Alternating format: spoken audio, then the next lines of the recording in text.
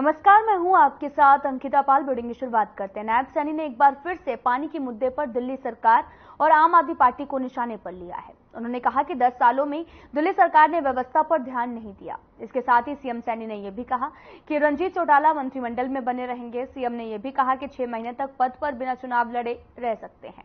रणजीत चौटाला विधायक पद से इस्तीफा दे चुके हैं और सीएम सैनी ने हुड्डा पर एक बार फिर से नौकरी के मुद्दे पर आरोप लगाया। उन्होंने कहा कि हुड्डा सरकार में किस तरह की नौकरियां मिलती थी, ये सबने देखा है। पार्टी का केंद्रीय नेतृत्व को हमने बता दिया है, जो भी डिसाइड होगा वो पार्टी को मजबूती की ओर आगे ले जाने उनका नाम लिस्ट में है। ये आपको बताने की जरूरत नहीं है। अभय चौटाला कह रहे हैं कि अभय चौटाला कह रहे हैं। नहीं, देखिए, अभय जी ने ये अच्छी बात कही है, परंतु कांग्रेस के नेता और आम आदमी के नेता दिल्ली के अंदर इस प्रकार का दुष्प्रचार वो कर रहे हैं। किया। सीएम ने केंद्रीय मंत्री को बुके भेंट करने के बाद में उनका मुंह भी मीठा कराया। बैठक में सीएम सैनी और केंद्रीय मंत्री के बीच में हरियाणा में होने वाले विधानसभा चुनावों सहित कई महत्वपूर्ण विषयों पर भी चर्चा की गई है।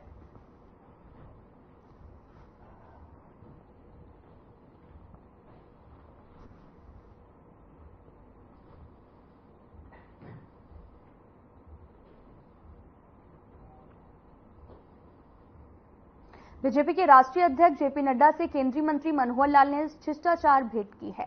इस दौरान उन्होंने कई चीजों को लेकर चर्चा भी की, साथ ही विधानसभा चुनावों की रणनीति के बारे में भी बात की है।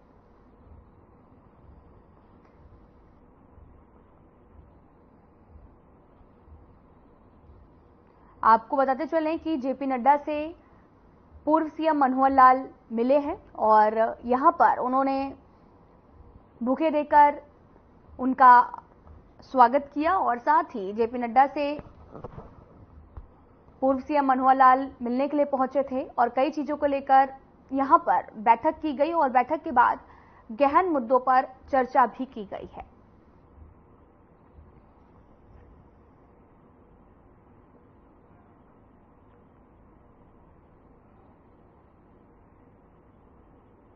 नेता प्रतिपक्ष भूपेंद्र सिंह हुड्डा का बयान सामने आया है, जिसमें उन्होंने किरण चौधरी की तरफ से लगाए गए आरोपों का खंडन किया है। किरण चौधरी ने लोकसभा चुनावों में हरियाणा के अंदर टिकटों का सही ढंग से वितरण होने की बात भी कही थी। इस पर हुड्डा ने कहा कि लोकसभा चुनाव में हरियाणा के अंदर कांग्रेस ने सही ढंग से टिकट वितरण किया है, तभी तो कांग्रेस की झोली में 5 सीटें आई हैं। उन्होंने ये भी कहा कि पूरे देश में इंडी गठबंधन का वोट प्रतिशत काफी ज्यादा बढ़ा है।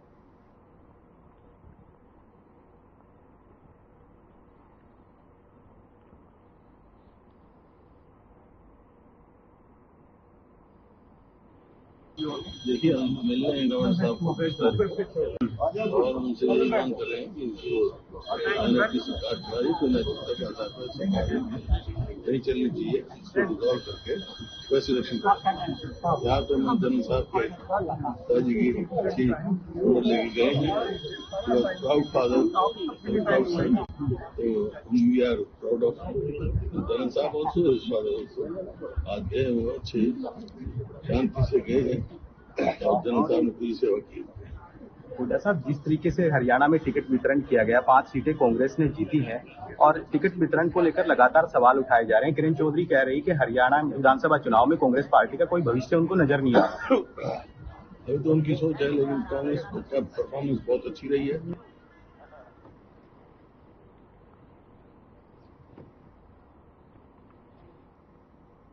दिल्ली में कई दिनों से जल संकट गहराया हुआ है। आप नेता संजय सिंह ने इसके लिए बीजेपी को दोषी ठहराया है। संजय सिंह के बयान पर पलटवार करते हुए हरियाणा के पूर्व गृह मंत्री अनिल विज ने कहा कि आम आदमी पार्टी का दूसरों पर दोषारोपण करके राजनीति करने का फॉर्मूला फेल हो गया है। वहीं उन्होंने पंजाब सरकार को हरियाणा के हिस्से का SYL का पानी देने को कहा है और इस दौरान विज ने कांग्रेस पर निशाना साधते हुए कहा कि कांग्रेस नेता राहुल गांधी ने वायनाड की सीट छोड़ने का फैसला लिया है। साथ ही अब वायनाड की सीट से प्रियंका गांधी चुनाव लड़ेंगी।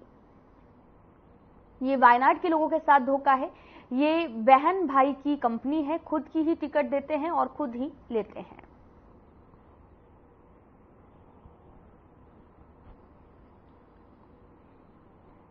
ये तो वायनाड के लोगों के साथ बहुत बड़ा धोखा है।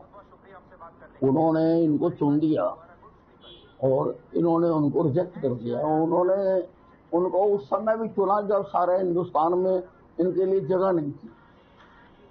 और अब ये सब बहन भाई की कंपनी है, बल्कि घर में बैठ के फैसला कर लिया, खुद ही टिकट लेने वाले, खुद ही टिकट देने वाले। देखिए, आप पार्टी का दूसरों पर दोषारोपण करके राजनीति का फार्मूला फेल हो चुका है। मैं संजय सिंह जी से कहूंगा कि आप कोई नया बहाना ढूंढो। हम इनको पूरा पानी दे रहे हैं, जितना सुप्रीम कोर्ट ने कह रखा, हाई कोर्ट ने कह रखा, हम इनको उतना पानी दे रहे हैं।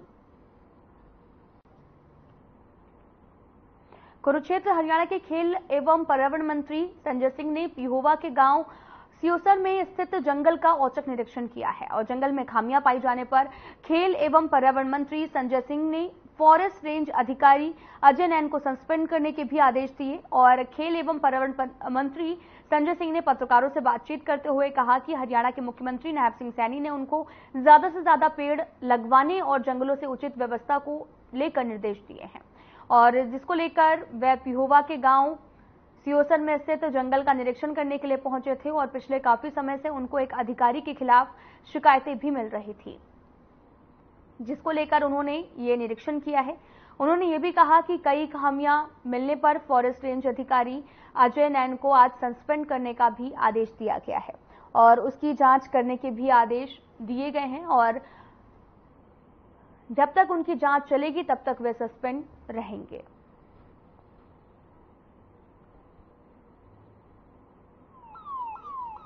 आज मैं पहली बार जो फॉरेस्ट में देखने लिए आया था, क्योंकि कल मैंने मुख्यमंत्री जी ने मीटिंग में चर्चा हुई, तो वहाँ पर वाटर बॉडी या जो भी पेड़ों का जो व्यवस्था थी सारी देखी। कई जगह वो डिपार्टमेंट ने अच्छे काम भी किया है। हमने कई जो फॉरेस्ट लगाए हैं वो भी हमने देखे हैं।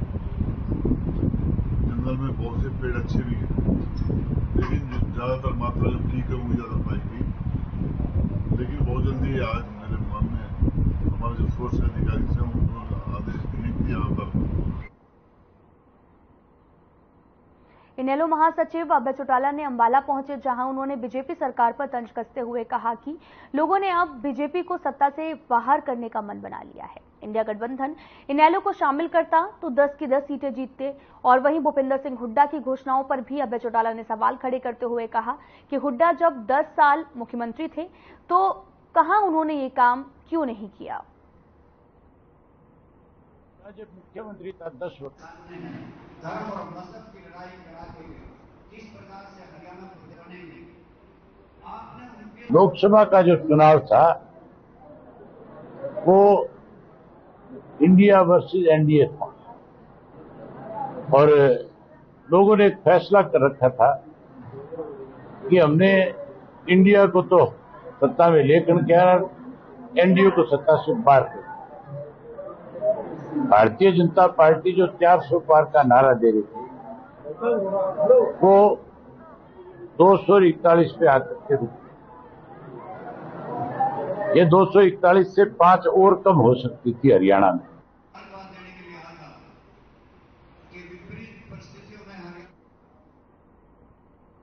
सीएम नायब सिंह सैनी ने आपको बताते चले कि अंबाला में प्रधानमंत्री सूर्य घर मुफ्त बिजली योजना के तहत आयोजित राज्य स्तरीय समारोह में हरियाणा में अतिरिक्त अनुदान स्कीम का आरंभ किया है।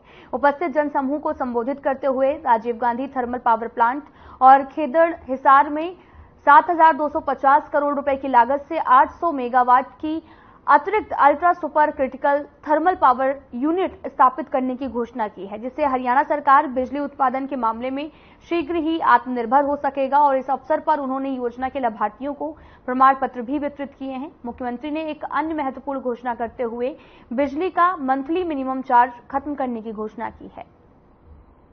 उन्होंने कहा कि अब से प्रदेश के लोग बिजली की जितनी यूनिट खर्च करेंगे उतना ही बिल आएगा, ताकि बिजली उपभोक्ताओं को राहत प्रदान की जा सके।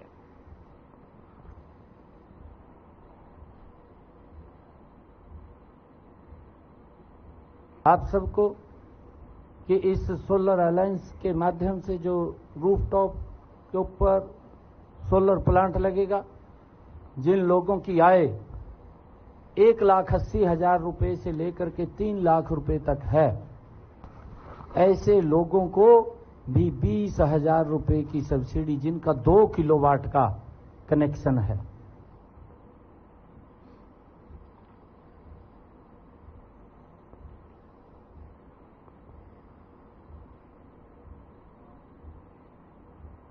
कुरुक्षेत्र थाना प्रभारी बलजीत सिंह सदर थानेसर पुलिस को दिए गए अपने बयान में विपिनवासी गणेश कॉलोनी पीपली ने बताया कि वे अखबार बांटने का काम करता है।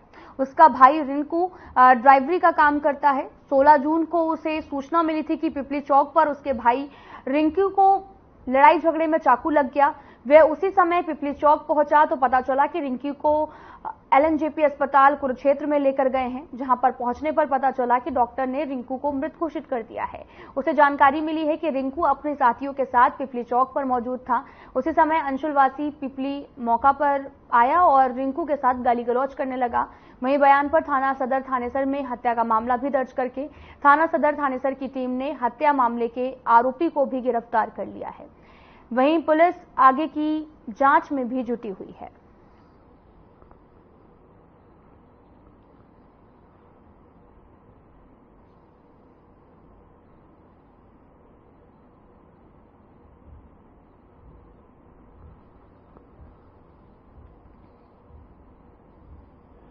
तारीख को देर रात्रि करीब 10 बजे पिपली चौक पे एक झगड़ा हुआ। उस झगड़े में चाकू लगने से रिंकू नाम के व्यक्ति की मृत्यु हो गई, जिस पर उसके भाई के बयान पे FIR रजिस्टर किया गया और पोस्टमार्टम करवाकर तुरंत ही तत्परता दिखाते हुए इसमें बाइने आरोपी बोनू व अंशुल को गिरफ्तार किया गया। आज माननीय न्यायालय में उनको पेश करके पुलिस रिमांड लिया जाएगा और इस घटना में शामिल किसी भी अन्य व्यक्ति का यदि दोष पाया जाता है उसको भी गिरफ्तार किया जाएगा।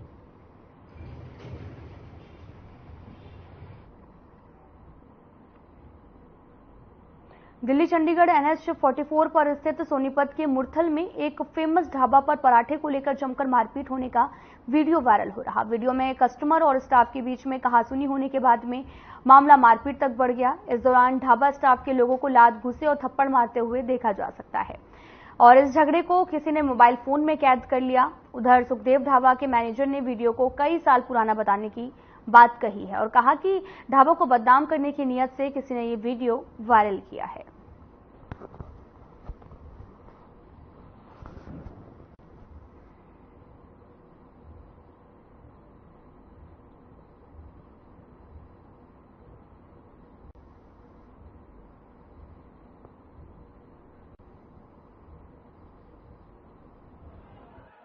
ये आज से 4 साल पहले की वीडियो है और टेबल पे बैठ के टेबल को थालियां पीट रहे थे, कटोरियां बजा रहे थे आपस में और हुड़दंगबाजी कर रहे थे। स्टाफ ने उनको रोकने की कोशिश की, फिर वो स्टाफ के साथ मारापीटी करने लगे। फिर स्टाफ ने उनको पकड़ के और उनको बाहर का रास्ता दिखा दिया गया, भी आपके लिए यहाँ ऐसे आप हुड़दंगबाजी करेंगे तो आपके लिए यहाँ खाना नहीं है।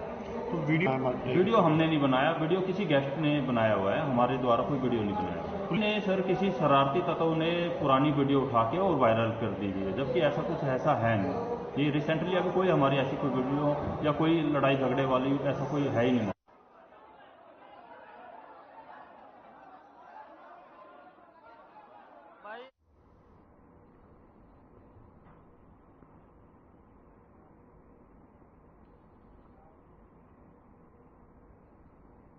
हीट वेव का असर उत्तर भारत में कहर बरपा रहा है और आए दिन लगातार तापमान में इजाफा हो रहा। वहीं सिविल अस्पताल में बेड की कमी के चलते एक बेड पर 2-2 मरीजों का इलाज भी किया जा रहा है।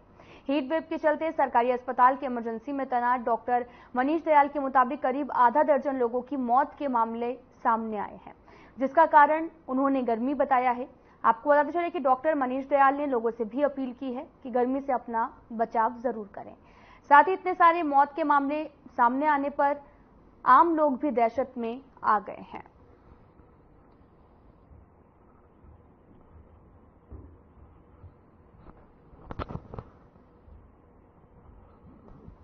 क्या नाम है आपका? मेरा नाम कृष्ण है। कृष्ण, मैं फरीदाबाद का ही निवासी हूं। व्यवस्थाओं के बारे में, तो कैसी लगती है यहाँ की व्यवस्थाएं? सर, मैं यहाँ की व्यवस्थाओं के बारे में बताना चाहूँगा कि हमारा एक पेशेंट ऊपर लेबर रूम में एक डिलीवरी हुई है एक लेडीज की घर में से। तो मैं पिछले 3 दिनों से हॉस्पिटल में हूँ। यहाँ की जो वॉशरूम की व्यवस्था है, गंदगी की व्यवस्था है, वो बहुत ज़्यादा बेकार है। गंदगी बहुत ज़्यादा है, वॉशरूम बहुत ज़्यादा गंदे हैं, पानी की व्यवस्था नहीं है। और आपके पेशेंट को है कैसे अटेंड किए जा रहे हैं? पेशेंट को अच्छा अटेंड किया जा रहा है। शुरुआत में बेड की व्यवस्था नहीं हो पाई थी। मेरा पूनम क्या हुआ बच्चे को? लेटरिंग है चालू। गर्मी के कारण? गर्मी है वजह से। तो आपके बच्चे का इलाज कैसा चल रहा है? दांत इलाज कैसा चल रहा है? इलाज तो उतना नहीं, अभी तो ऐसे किया हूँ, लेकिन 8 दिन सुनवाई तो नहीं दे रहा था। सुन नहीं रही? नहीं, मैं आके चल जाते थे। डॉक्टर आते चेक करते? कब उतना तो नहीं आ रहे हैं डॉक्टर अभी। अच्छा, एक बेड पे 2 जनों को लिटाया हुआ है, एक बेड पे दो बच्चे। ये है कि मतलब जो है ये मक्खी पे लग रही है, हमारा जी और ऊपर को आ रहा है कि बहुत सा लगाया नहीं, कुछ लगा बाइक। अभी 2 मिनट पहले जनाब एक सर आ रहे थे वहाँ से, तो मेरे पिताजी गेट से अंदर आ रहे थे, तो मेरे पिताजी ने उनसे बोला सर जरा नीचे जाके देखिए सर ये क्या क्या पड़ा हुआ है। तो उनकी एक लैंग्वेज थी, उनकी लैंग्वेज क्या थी, जैसा भगवान सर माथे ये जो चल रहा है वो चल रहा है, यानी हरियाणा भगवान घरों से ये हॉस्पिटल चल रहा है।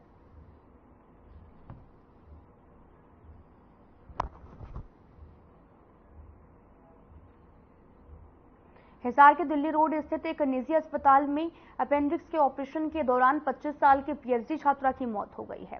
वहीं परिजनों ने भी अस्पताल परिसर में हंगामा कर दिया। परिजनों ने अस्पताल प्रबंधन पर लापरवाही का भी आरोप लगाया और कहा कि जब तक आरोपी चिकित्सकों के खिलाफ हत्या का केस दर्ज नहीं होता तो वे शव नहीं उठाएंगे। जिसकी सूचना मिलने पर अर्बन स्टेट थाना पुलिस मौके पर पहुंची और मामले को लेकर मृतका के मामा राधेश्याम ने बताया कि ऋचा को अपेंडिक्स के दर्द के चलते निजी अस्पताल में उपचार के लिए लेकर आए थे। डॉक्टर ने ऑपरेशन से पहले ऋचा को बेहोशी की ओवरडोज दी थी, जिस कारण ऑपरेशन से पहले ही उसकी मौत हो गई। वहीं अस्पताल प्रबंधन का भी कहना है कि ऑपरेशन के दौरान कमजोरी के कारण ऋचा हार्ट अटैक आने से बेहोश हो गई।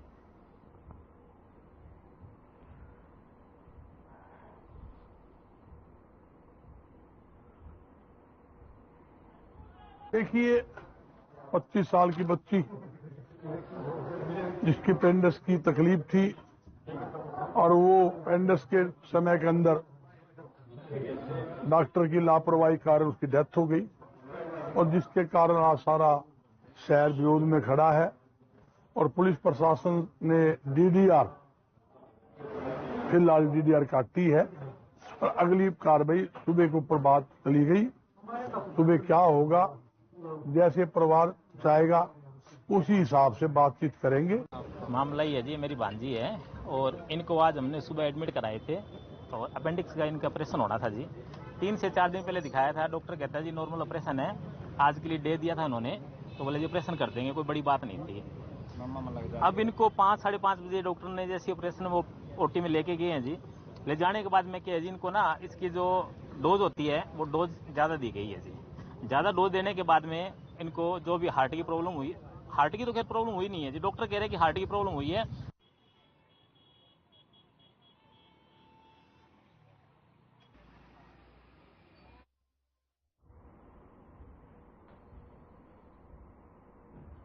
हरियाणा, पंजाब सहित अन्य राज्यों में हीट वेव के चलते गर्मी और लू का प्रकोप जारी है। हरियाणा के हिसार में पारा 45 से 46 डिग्री पहुंच गया। हिसार के लोग तपन महसूस कर रहे हैं और गर्म हवाओं के चलते लोग परेशान हैं। मौसम वैज्ञानिक डॉक्टर एमिली रिचर्ड के मुताबिक आने वाले समय में मौसम बदलाव की संभावना है। 19 जून के दौरान मौसम में बदलाव देखने को मिलेगा। 19 जून को देर शाम से हरियाणा के लगभग सभी जिलों में हल्की से मध्यम बारिश होने की भी संभावना जताई जा रही है।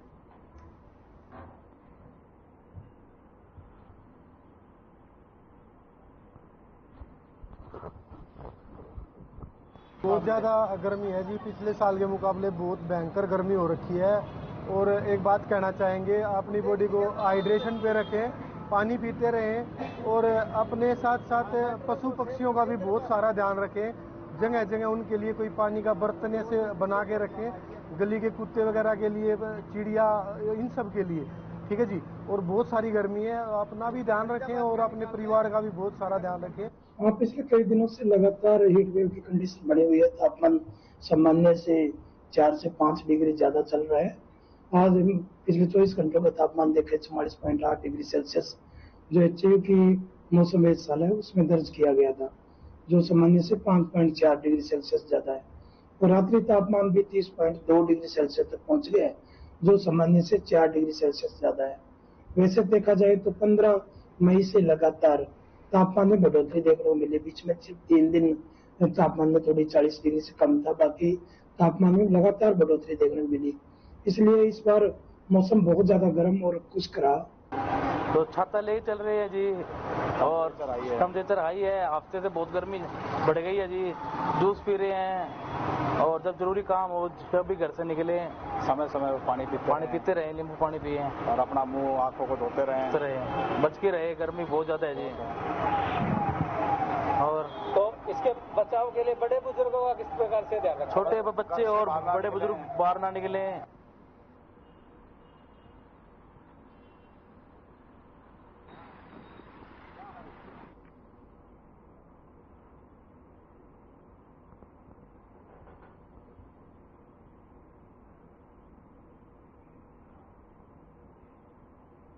जुलाना की बेटी डॉक्टर प्रियंका ने रशिया में भारत का प्रतिनिधित्व किया है। डॉक्टर प्रियंका को रशिया के राष्ट्रपति व्लादिमीर पुतिन की तरफ से भी आमंत्रित किया गया था। डॉक्टर प्रियंका का भी कहना था कि उन्हें रूस के राष्ट्रपति व्लादिमीर पुतिन के न्यू जनरेशन प्रोग्राम का न्योता मिला था। उन्होंने ये भी कहा कि रशिया और भारत के द्विपक्षीय मुद्दों और स्वास्थ्य सेवाओं को आगे बढ़ाने के लिए चर्चा की है।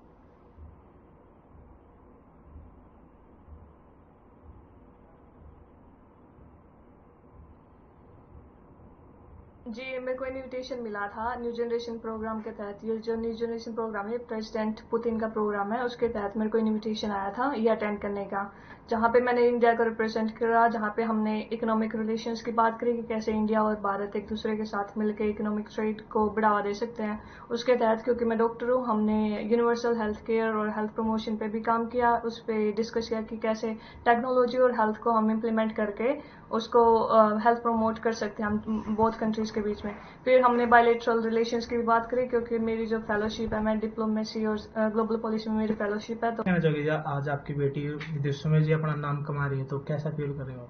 आज हमें बड़ी खुशी हो रही है कि हमारी बेटी इतनी दूर यानी रसिया जाकर अपना गांव का नाम और अपने पूरे भारत देश का नाम रोशन कर रही है। हमें अपनी बेटी पर बहुत गर्व है।